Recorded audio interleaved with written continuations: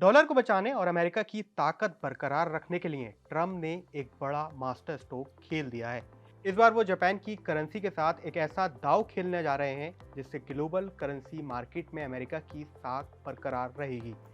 दरअसल अमेरिकी राष्ट्रपति ट्रम्प ने अमेरिकी ट्रेजरी के साथ एक ऐसा फैसला लिया है जिससे ग्लोबल फॉरेक्स मार्केट को हिलाकर रख दिया है। अमेरिका ने जापान के साथ मिलकर पहली बार जापानी येन को मजबूत करने के लिए जॉइंट करेंसी इंटरवेंशन किया है। ये पहली बार हुआ है जब दशकों में अमेरिका ने पहली बार बाजार में उतरकर जापानी करेंसी को खरीदा है। लेकिन ट्रम्प का ये फैसला आखिर क्यों इकोनॉमी के लिए इतना बड़ा माना जा रहा है? क्या ये केवल एक दोस्ती का हाथ है या इसके पीछे छिपा है एक गहरा इकोनॉमिक मास्टर प्लान जिसके बाद बाजार में काफी बड़ी हलचल आ सकती है? तो इसको समझने के लिए सबसे पहले आपको जापान की करेंसी के मौजूदा हालात को और वहाँ की इकोनॉमी को समझना होगा। पिछले कुछ महीनों में जापान की करेंसी यानी येन डॉलर के मुकाबले लगभग 40 साल के निचले लेवल पर ट्रेड कर रही है। एक डॉलर कीमत 160 येन के पास पहुंच चुकी है। जापान की अर्थव्यवस्था को संभालने के लिए बैंक ऑफ जापान ने बार बार अपने विदेशी मुद्रा भंडार से डॉलर बेचकर येन को खरीदना पड़ा है। लेकिन असली ट्विस्ट जब आता है जब अमेरिकी ट्रेजरी और न्यूयॉर्क फेड के आधिकारिक तौर पर जापान का साथ दिया और खुद बाजार में येन की खरीदारी को शुरू कर दिया है। इससे होता यह है कि जब भी कोई देश करेंसी को खरीदता है तो उसकी वैल्यू बढ़ जाती है। ट्रम्प ने इसे सिग्नल ऑफ फ्रेंडशिप करार दिया है। लेकिन ग्लोबल इकोनॉमी के एक्सपर्ट जानते हैं कि ट्रम्प प्रशासन का कोई भी कदम बिना किसी बड़े फायदे या फिर बिना किसी आर्थिक गणित के नहीं होता है। ऐसे में ट्रम्प के इस फैसले के पीछे तीन बड़े इकोनॉमिक रीजन बताए जा रहे हैं। सबसे पहला यूएस ट्रेजरीज और कर्ज की सुरक्षा। ग्लोबल इकोनॉमी के परिप्रेक्ष्य में जापान दुनिया में अमेरिकी ट्रेजरीज यानी यूएस ट्रेजरीज का सबसे बड़ा विदेशी खरीदार है। जब भी येन गिरता है जापान अपनी करेंसी बचाने के लिए अमेरिकी बॉन्ड बेचने लगता है। अगर जापान भारी मात्रा में यूएस के बॉन्ड्स बेचता है यानी वो पैसा जिससे अमेरिकी सरकार ने उधार लेकर खरीदा हुआ है तो अमेरिका में ब्याज दरें तेजी से बढ़ जाती हैं। इससे ट्रम्प सरकार के लिए कर्ज लेना काफी महंगा हो जाएगा। इस इंटरवेंशन से ट्रम्प न केवल अपने बॉन्ड मार्केट को बचा रहे हैं बल्कि कर्ज का भी एक सीधा और अच्छा रास्ता बचाने में कामयाब रहे हैं।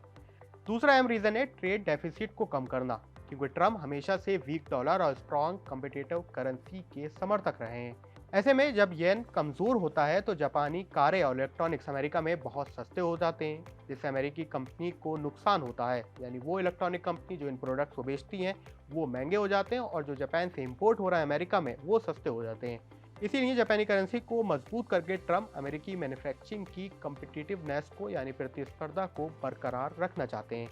तीसरा अहम रीजन है टैरिफ पॉलिसी के साथ ये तालमेल भी बिठाना ट्रम्प यहाँ पर चाह रहे हैं। हाल ही में अमेरिका और जापान के बीच हुए नए ट्रेड फ्रेमवर्क और ट्रेड समझौतों के बाद ट्रम्प करेंसी मार्केट में बहुत स्टेबिलिटी चाहते हैं ताकि नए व्यापारिक नियम सुचारू रूप से लागू हो सकें। इस फैसले का असर केवल अमेरिका और जापान तक सीमित नहीं रहेगा, इसका असर पूरी दुनिया में भी पड़ने वाला है।